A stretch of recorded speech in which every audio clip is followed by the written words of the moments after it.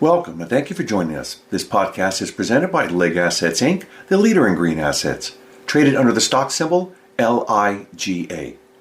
Today's guest will be Alan Gillis, CEO of Lobster America, Marvin Baker, President of LIG Assets Inc., Dakota Forgione, CEO of LIG Assets Inc., and Doug Vaughn, LIGA's Chief Financial Officer. Some of the topics our guests will be discussing will include corporate and operational aspects of Lobster America, LIG Assets, their wholly owned subsidiary, BGTV Direct, and BGTV's newest endeavor into the emerging crypto sector, which is something our listeners do not want to miss. And of course, a nice welcome to each of our guests today. Alan, why don't we start with you? LIGA recently tweeted that you were in Kentucky and ran a successful test there where Lobster America bought a truckload of Asian carp. What can you tell us about the results of that test? All right. In November and December of 2018, we did about a 5-week test to see if we could hold Asian carp alive for extended periods of time. We were informed that we'd likely get about 3 hours to keep them alive, and we ended up keeping them alive for 14 days. So we were quite impressed with our equipment, Bioinnovations equipment, and Lobster was very happy with the test overall. But what we did find out during that test was there is a huge market for bait in the lobster industry. So we started looking at that angle, and we ended up buying a container load of 42,000 pounds of Asian carp bait and expected to ship it into Canada.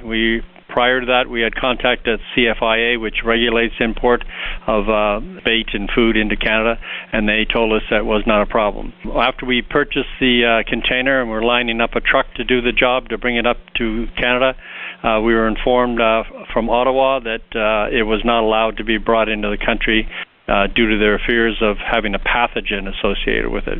So that kind of stopped us, and what we ended up with that container, it got resold to a buyer in Maine who used it in the lobster industry. From then, we started working on trying to get a permit to bring the Asian carp into Canada, and we're still working on that, although our progress is coming along quite nicely. Alan, as the CEO, how would you describe the overall status of Lobster America? Okay, Lobster America, we're waiting now to get a final approval from CFIA in Ottawa to start importing Asian carp for bait for the lobster and snow crab industry. Now, in Canada, East Coast Canada, bait is a 450 million pound a year industry, and we have a commitment from a distributor in Kentucky who will supply us with about 6.5 million pounds in our first year of operation. So we won't be making much of a dent in the overall industry, but it's a nice start. The industry now is in crisis with reduced mackerel and herring quotas. The fish aren't so big anymore that they're not getting a chance to grow to full size before they're getting caught. So it's a declining industry, basically, and everybody's kind of scrambling to try to figure out how we're going to get bait. And this Asian carp could be a beautiful solution for everybody, where we remove the invasive species from the rivers and lakes in Tennessee, Kentucky, and we support the lobster and snow crab industry up here in Canada. So it could be a perfect combination. Alan, what does the company have planned for future revenues or other opportunities for Lobster America? We have an opportunity to buy lobster at the low point. When the season opened, the price of lobster is quite low. Mind you, it's still $6 a pound, but after the season closes, we can expect it to rise quite substantially. Even during the whole lobster season, it does go up and up. As an example, this year, 2 months after the lobster season was closed, lobsters were selling anywhere between $12 and $14 a pound up here. So if you had to pick them up for $6 a pound and we put them in our live holding facility up here, you would have made a nice profit in doing that. So we're looking at doing that next year. We have the capacity to take 250,000 pounds. So next year we're looking at doing something like that. Probably we'll ramp it up and see how we feel about how this whole thing works. But it's an excellent opportunity to make some money on the lobster industry. Plus, at that point in time, we will have our first 53-foot road trailer on the road, and we'll be able to take, say, 25,000-pound loads to anywhere in North America. So there's good money that can be made distributing or shipping to the west coast of Canada or the U.S. with live lobsters at the end of the season or when the supply is really low. everywhere else. So there's good opportunity to make some really serious money on live lobster. So that's one of the opportunities. And Alan, finally, is there any way for our listeners to invest in Livestock America, and if so, how? There's been some talk about investing into buying loads or helping buy loads of Asian carp to be brought up to Canada. We'd be very interested in something like that.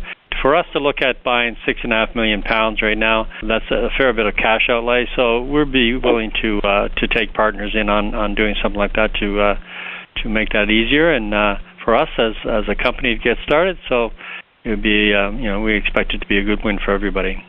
There's a good opportunity in the bait industry, and the tighter the industry gets, the higher the price gets. Last year was bait was selling for as much as $1.50 Canadian up here, we could buy the bait. We can have it delivered up here for around 50 cents Canadian. So there's a good opportunity up here if the industry really likes the product.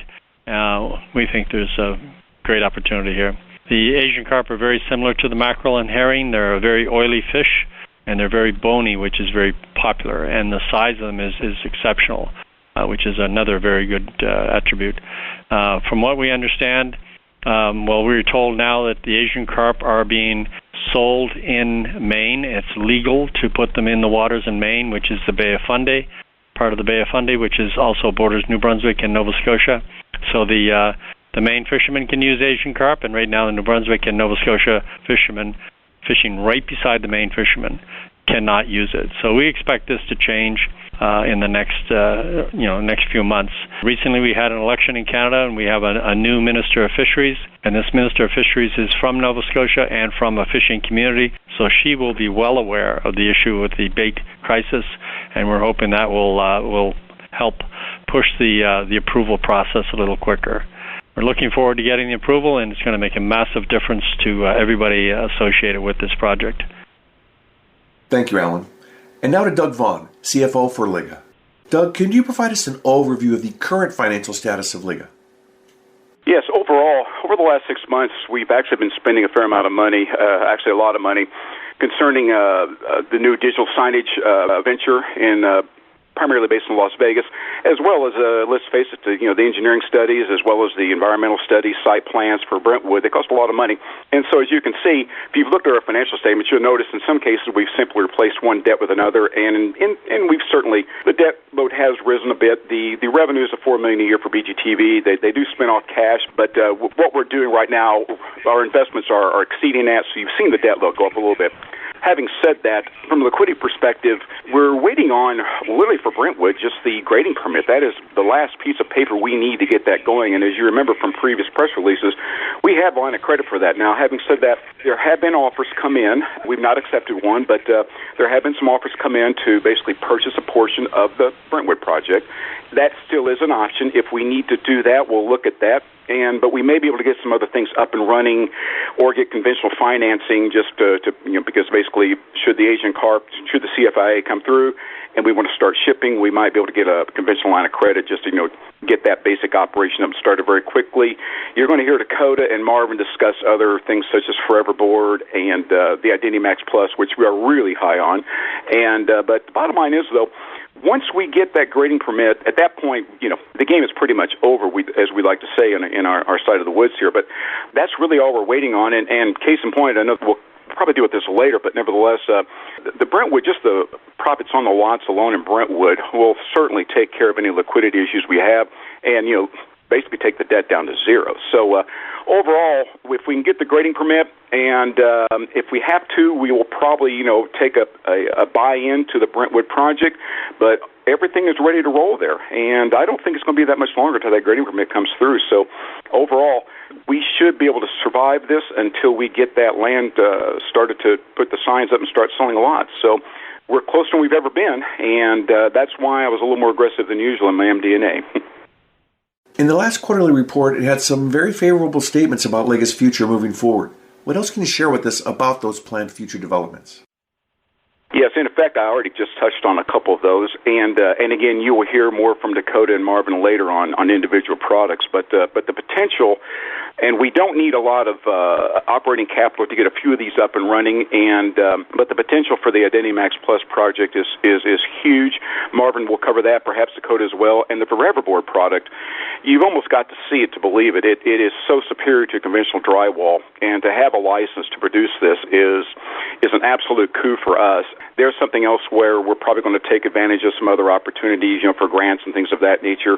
Dakota will discuss this in more detail later, but overall, it was my most aggressive MD&A I've probably ever done. And having said that, the subsequent events section certainly, justified what I was saying. And so, in the past, we haven't said a whole lot. We've been really busy the last 6 months. But we don't do press releases saying we're busy. We like to wait until something really gets done. But nevertheless, things are very, very closer than they've ever been. And so our plate is certainly full. And so we can start knocking a few of these out. You should finally see us cure the liquidity problem, and then finally get to the point where we're cash flow positive. And take a lot of stress off BGTV, by the way. BGTV is a nice little business, and it just hasn't had the chance to shine yet because we've had to pull the cash flow out of that and move it into other areas. And once these other areas are able to do it on their own, Marvin will be able to take that particular little gem and grow it pretty dramatically. So I'm pretty excited about that. Finally, what effect do you see with the Brentwood property being developed, and particularly as it relates to the company's bottom line? Well, just on lot sales alone, out of the 60 acres, 50 will be developed with 10 held in reserve for like a green space. Depending on what kind of a price you get, we're looking at probably a worst-case scenario with $13 million in revs just for the lots. And then once the houses are built out all the way to completion, you're looking at around $70 million, which obviously are numbers that will dramatically change our fortunes. We've already used a part of the line of credit to, again, referring to some of the debt going up a little bit, for some of the engineering studies, the site plans, environmental reviews. It's a lot, trust me. And so, 3.7 was the total line of credit, if you remember from a press release a few months back. We don't think it's going to cost much to develop it, but it might. And so you can do the numbers there, just the profits on the lot sales alone, with 13 in revs and say just shade shy of $4 million on the cost side, and we hope it comes in far less than that. But obviously that alone changes our fortunes dramatically.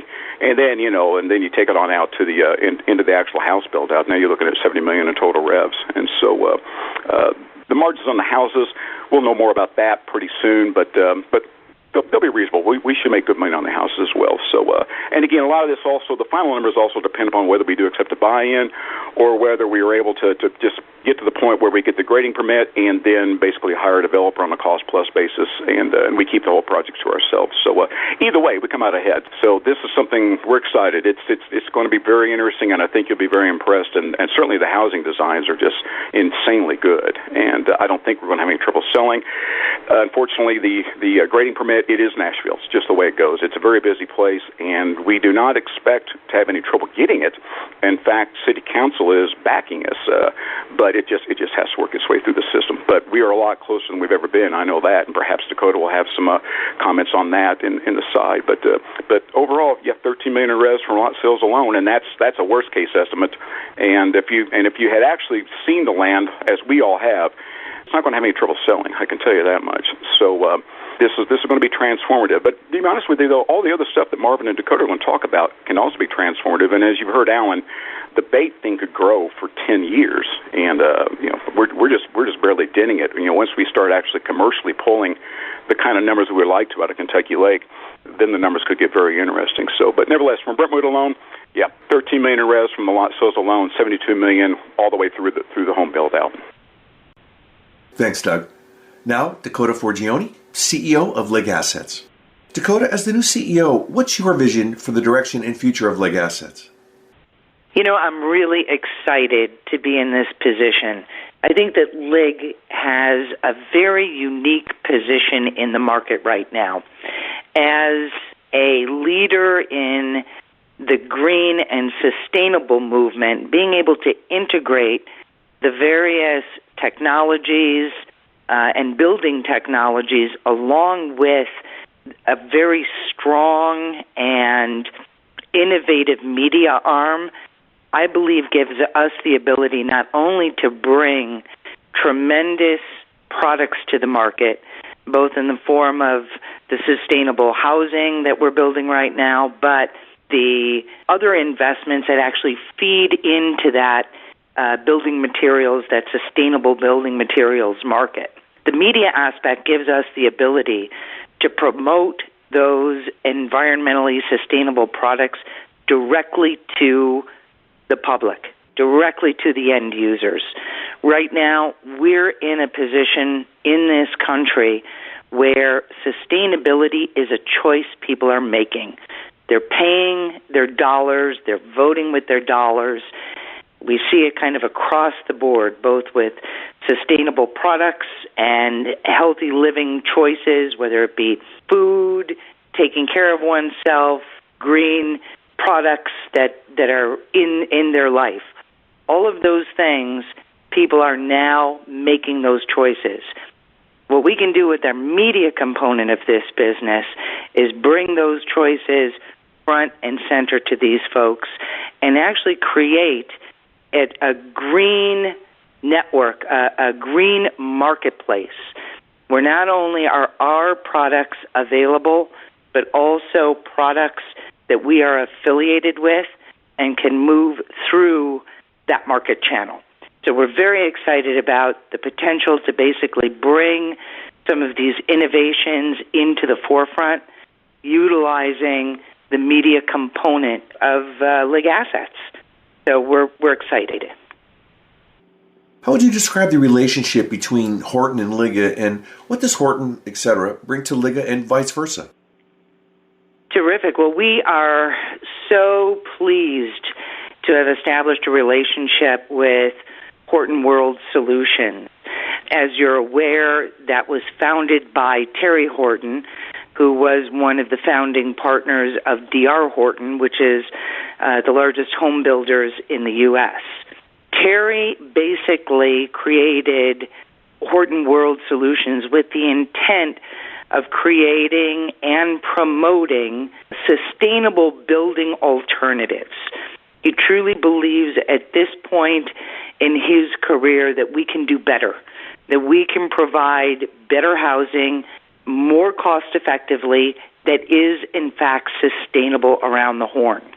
What we have done with LIGA is basically entered into a joint venture with him where we will be utilizing technologies that they have cultivated over the last 7 years, marrying that with technologies that we are cultivating and have rights to, creating a branded sustainable home, which will actually be the LIGA Horton home. So we believe that this is an exceptional opportunity for us in the market, and it's one where we can bring this type of home building to the masses. So we're very excited by it. Can you give our listeners an update regarding the current status of the Bellicera project in Brentwood, Tennessee? We actually right now are working through the final approvals that we need with the Planning Commission so that we can finalize. There's some engineering that still needs to be completed, and once that is done, we will be able to draw our final grading permit. So we have finalized the site plan that has gone into the Planning Commission. We are working through some of the issues with regards to sewer and road connections so that we understand how we will be able to phase the building of that project out. Once that is completed and we're able to pull our grading permit, then we can actually begin the infrastructure work. So we are anticipating that should be, we did have a bit of a delay with our engineering firm, which was not related to LIG, but related to some events that went on within their shop. So we are probably running a little bit behind, and because we're running into the holidays, we may not end up being able to pull that grading permit until the end of January of 2020. But it is imminent, and we're very excited to be moving forward with that.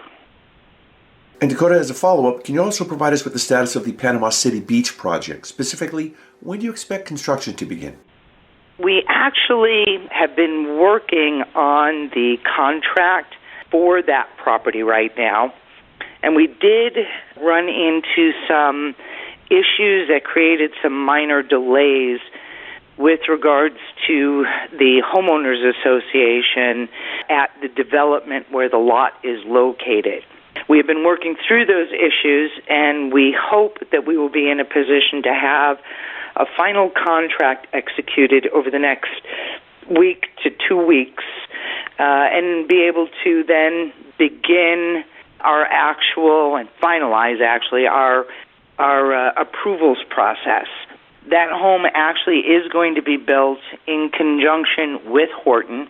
Horton World Solutions is already working with Miami-Dade County Planning Department, so we believe that we should be able to get approvals for the final design quite quickly, even though we had been in discussions and submitted plans to planning in the past. Because we're using now a new home design and working with Horton, we will have to do that again. But right now, given that we can get the issues with the Homeowners Association tied up, we should be able to move forward on that construction contract in a very timely manner. So the Horton is prepared and excited to move forward. We are prepared and excited to move forward as soon as those issues are taken care of, and we will be building a house. So that has been a long time in coming, and we're very happy that we're going to be able to move forward and get a LIGA home up. How does the historic Buck Lake Ranch fit into LIG Assets' plans, and in general, how would you say it fits into the company's overall plans? Buck Lake Ranch is such a unique asset for us to have in our portfolio, and it's actually a wonderful convergence of all of the things that we are doing right now. It is a historical gem that has been known as the Nashville of the North for the last 50 years. What we intend to do right now is to take Buck Lake Ranch and to upgrade that facility utilizing all of the sustainable building technologies that we have at our disposal right now. In addition to that, we are going to be using Buck Lake Ranch as the center of an opportunity zone. We're going to be using the location for some of our future expansion as well. Interestingly enough, part of what made Buck Lake Ranch so successful is that it is strategically located in the Midwest, Angola, Indiana, and within a 3-hour drive, you actually can touch about 37 million people. So that made it a fantastic venue to be able to draw folks in to see shows and do the like. Well, when you look at it from the other standpoint, we're 3 hours away from 37 million people from a distribution standpoint as well. And so one of the things that we have done is looked at taking the Forever Board expansion facility and actually locating it in Angola adjacent to our property at Buck Lake. So we're very excited about kind of the way Buck Lake actually has integrated both the entertainment, the sustainability, and our ability to expand with one of what we feel is going to be the cornerstones of our revenue growth. Dakota, after the company's recent conference in Nashville this year, LIGA mentioned several new opportunities like Forever Board and Identity Max Plus. Can you elaborate on both of those ventures and what you feel are the primary benefits to LIGA and the company's shareholders? Both of them are absolutely extraordinary opportunities for the company. We'll start with Forever Board since I just mentioned that. Forever Board is actually a magnesium oxide board that is a replacement for traditional gypsum wallboard. It is actually made here in the United States, and they currently have a pilot plant just outside of Bakersfield, California, which is in the process right now of being upgraded to go into full-scale commercial production. We are probably about 3 weeks away from having that plant in full commercial operation, and we have orders pending that are going to pretty much have that plant sold out probably within a 3 to 6 month period. So LIGA's opportunity with them is to actually provide a site and joint venture for an expansion plant, which, as I said, we're right now targeting to locate in Angola, Indiana, which would be adjacent to our property at Buck Lake. We have an opportunity in that community to tap into some extraordinary markets, including Chicago, Detroit, and a variety of the Midwest markets. We also have the ability to tap into sectors like the manufactured home sector and the RV sector, where this material has been very well received based on samples that have been sent out. So we're looking at that plant expansion all in costing approximately $13 million. That would include approximately 100,000 square foot steel building, the 2 equipment lines capable of producing 10,000 4x8 sheets per shift, with an anticipated revenue once we are operational at 2 shifts. We're looking at anticipated revenues there, which would be about $68 million with an EBITDA that would be just about a little over $20 million. So it's an incredibly profitable operation with a product that truly is better in every way and as easy to handle as traditional gypsum board. So we are very excited. So that's Forever Board. With Identity Max, that is another truly extraordinary opportunity. Right now, as most people are aware, identity theft is rampant in our society with all of the information that we share, with breaches in networks, whether it be at Target or PayPal, wherever. Identity theft is now an absolutely huge issue. And identity theft prevention has become one of the fastest growing businesses in not just the United States, but literally in the world. Right now, today through 2025, MarketWatch anticipated that the identity theft prevention market will see a sustained growth rate in excess of 16.7%. That is just extraordinary growth. And that's in an industry that's already doing, $8 billion worth of business. Our opportunity with Identity Max is actually to roll out a relatively new service into the consumer sector. The founders of Identity Max actually were part of the LifeLock team. And these gentlemen actually developed an algorithm that was better than the LifeLock algorithm. But rather than going direct to consumer, they chose to go into the wholesale markets. And this product right now is the product that the banks, the insurance companies, the auto sales industry, they are using this product for their own book. So this is an extraordinary product. This is what the banks and insurance companies use themselves. Not only is it because of the algorithms, but what Identity Max actually does is provide the ability to actually remedy the situation in the event that identity theft occurs. They actually solve the problem. No other option in the market right now will actually solve the problem. They will give you instructions.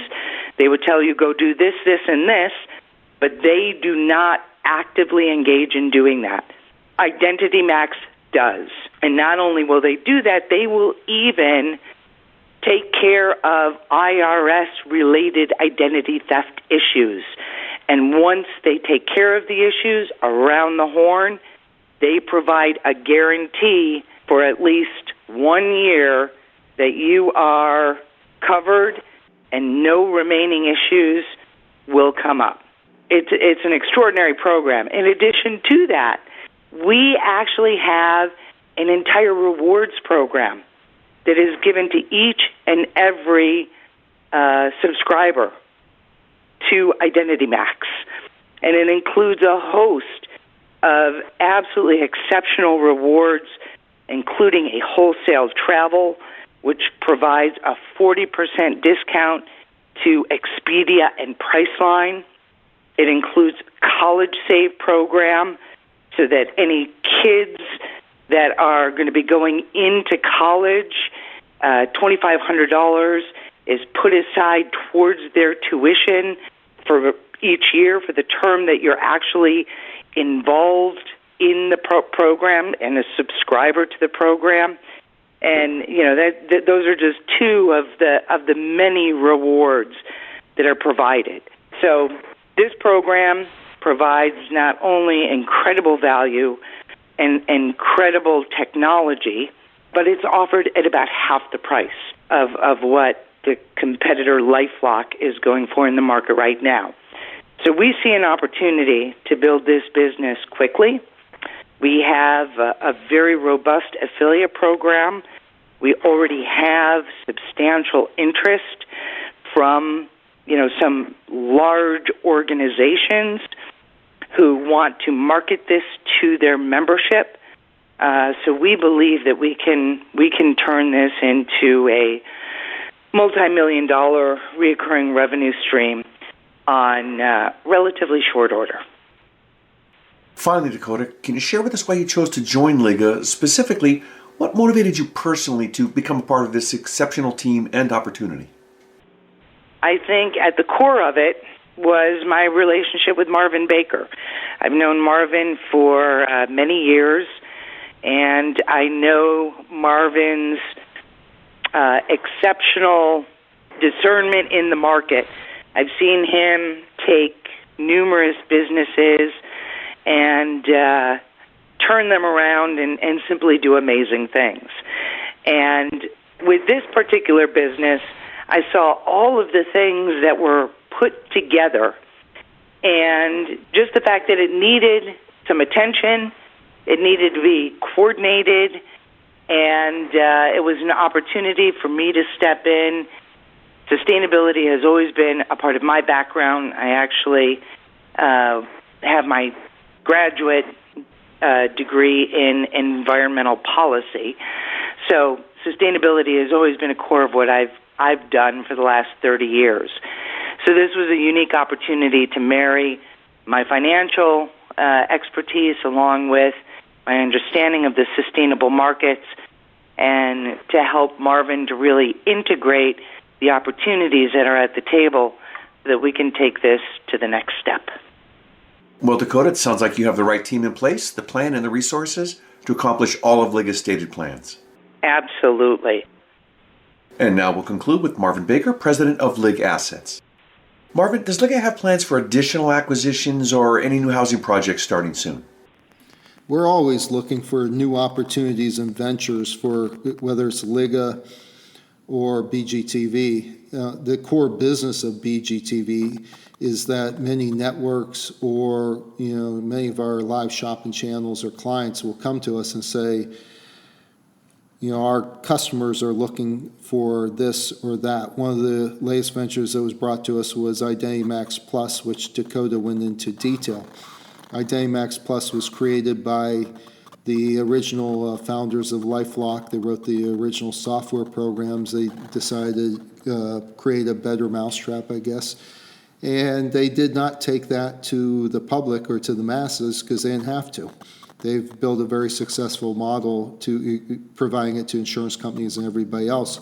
So what we're doing now is we're taking it to the masses, so the average person that sees a LifeLock infomercial or commercial will soon see Identity Max Plus commercials, and we're going right to that. And our model is a little bit different.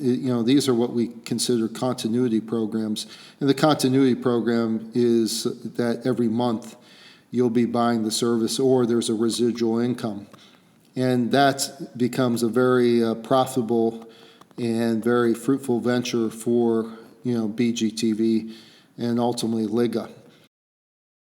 What type of growth do you expect to see in the LIG Entertainment portion of LIGA's balance sheet?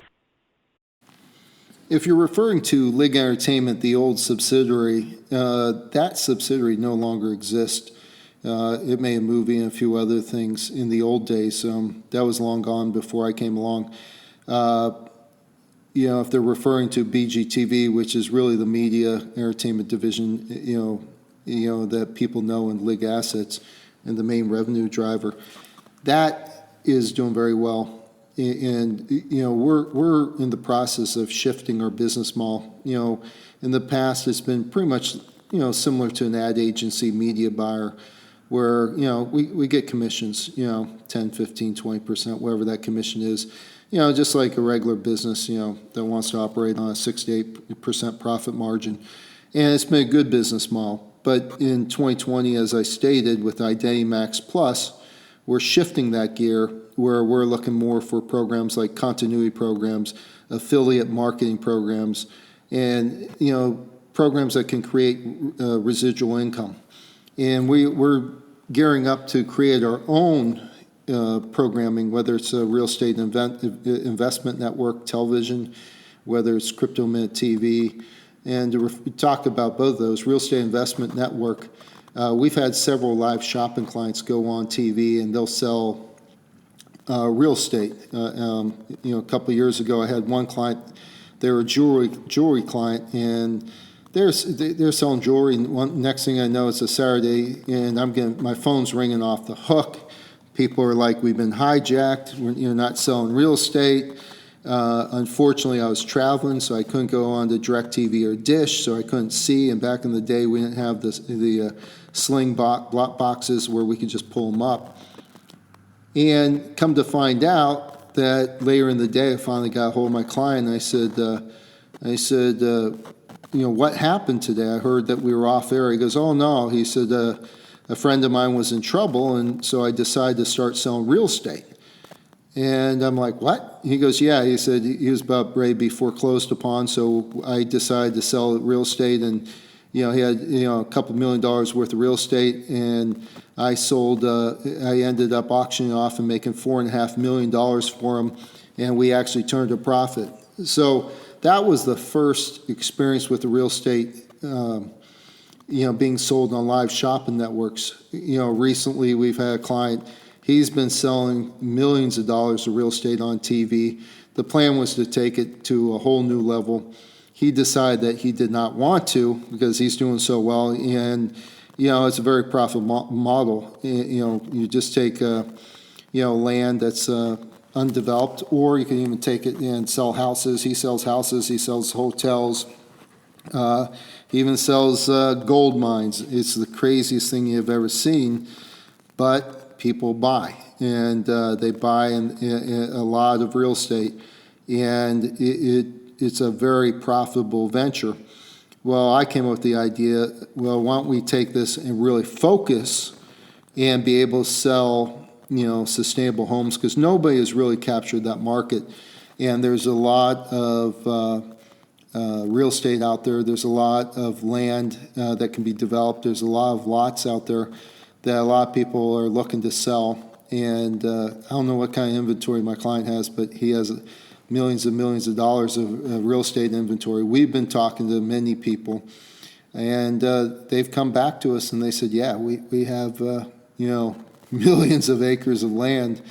And so it's going to be a very interesting model. So we'll be selling houses.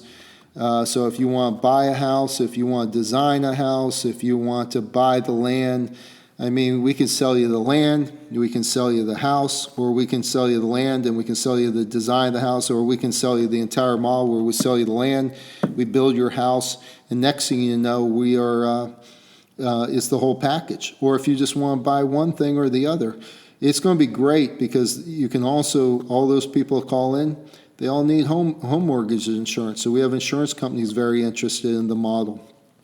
And unless you understand the live shopping network model, it's very difficult.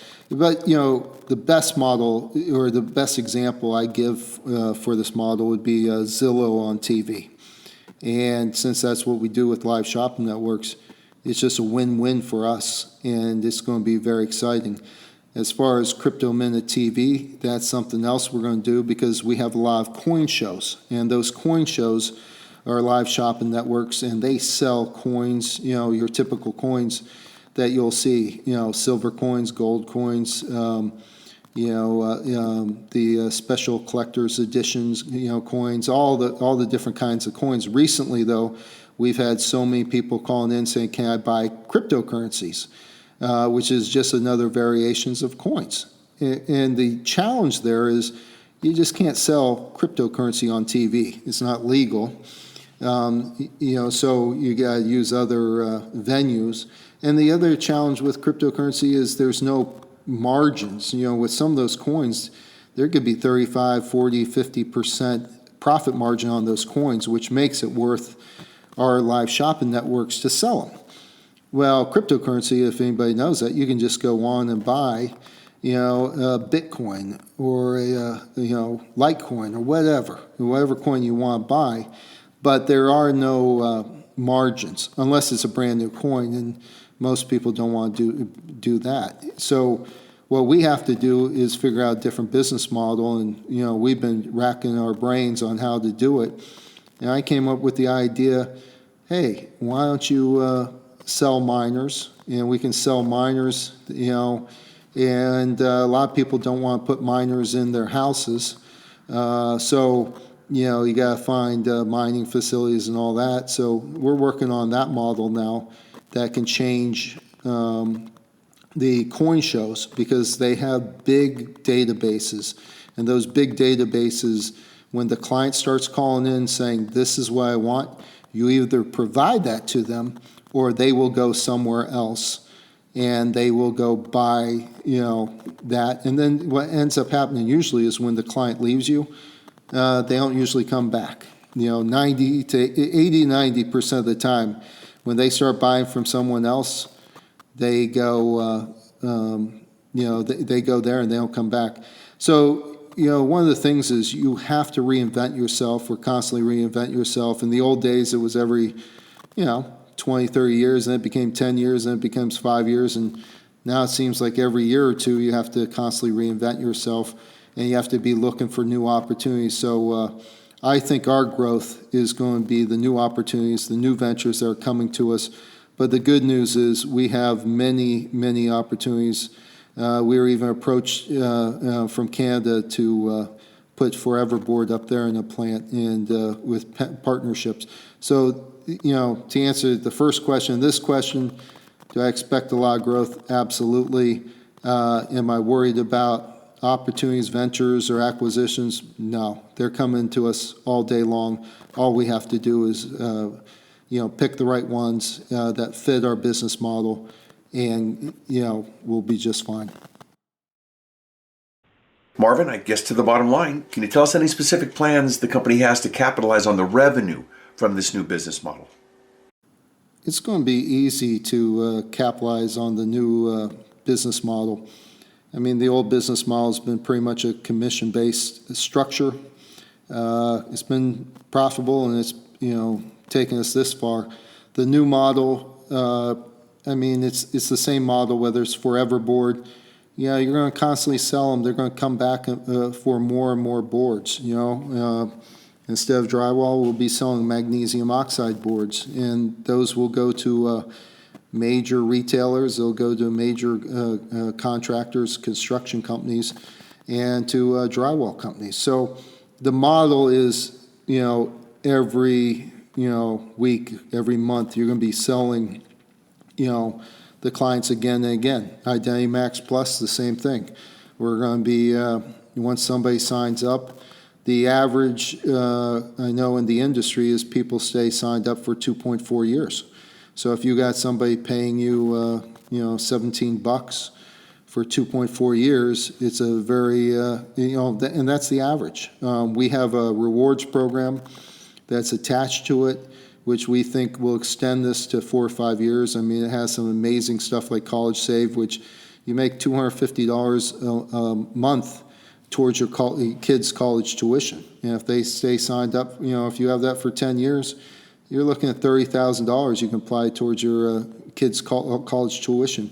And it's one of the programs that we were able to work into IdentyMax, and that's why IdentyMax was excited about signing with us. So the model is the old revenue model of commissions is gone. The new business model of which is basically continuity programs or selling the same product over and over again is going to take us to a whole new level, and it's going to give us a stability. And this is why, like even Doug Vaughn, our CFO, said the MD&A was very aggressive, because 2020 is going to be a total. We're going to pivot, and it's going to be totally different than what you've seen in the past from us.